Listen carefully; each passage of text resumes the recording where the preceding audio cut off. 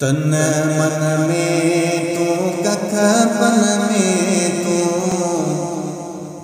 तन मन में तू कख पन में तू, मालिक तुझी जोड़ डिठम तुझे कुदरत जा कम, खोड़ डिठम मुझा मिठड़ा खुदा जल शान हो।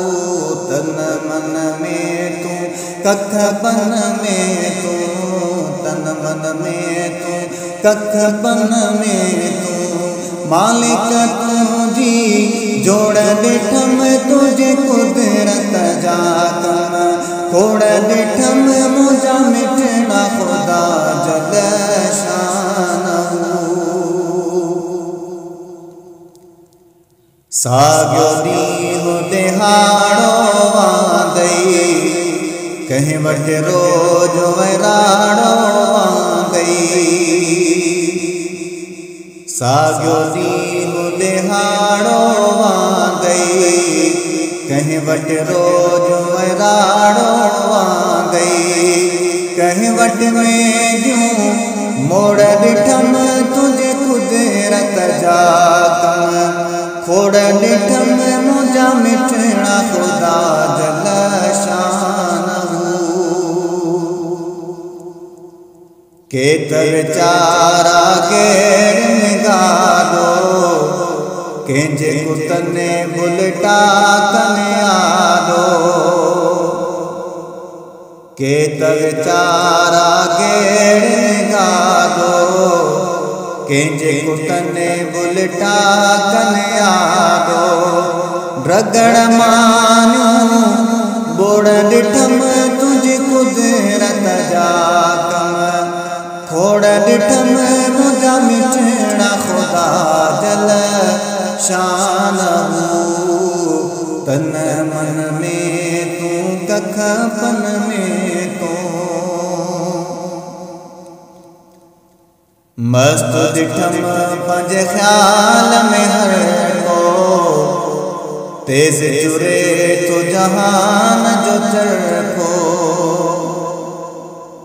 मस्त डिठम पंज ख्याल में हर को, तेज चुरे तो जहान जो चरखो। अहड़ी दुनिया जी रोड़ डिठम तुझे कुदरत जा कम, खोड़ डिठम मुझा मिठड़ा खुदा जल शान हो।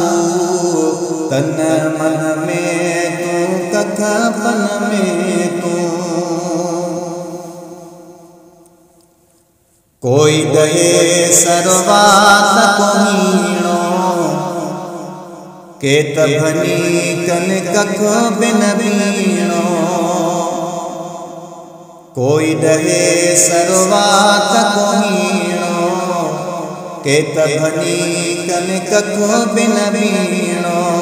किनके दिहाड़ी लोड़ डिठम तुझे कुदरत जा कम, खोड़ डिठम मुझा मिठड़ा खुदा जल शान हो। तन मन में तू कख पन में तू, पाणई जाने हिकमत पंहिंजी, कम कंदी हित सोचन कंहिंजी। पाणई जाने हिकमत पंहिंजी, कम कंदी हित सोचन कंहिंजी। अज़मी ॾेई वोड़ डिठम तुझे कुदरत जा कम, खोड़ डिठम मुझा मिठड़ा खुदा जल शान हो। तन मन में तू कख पन में तू, तन मन में तू कख पन में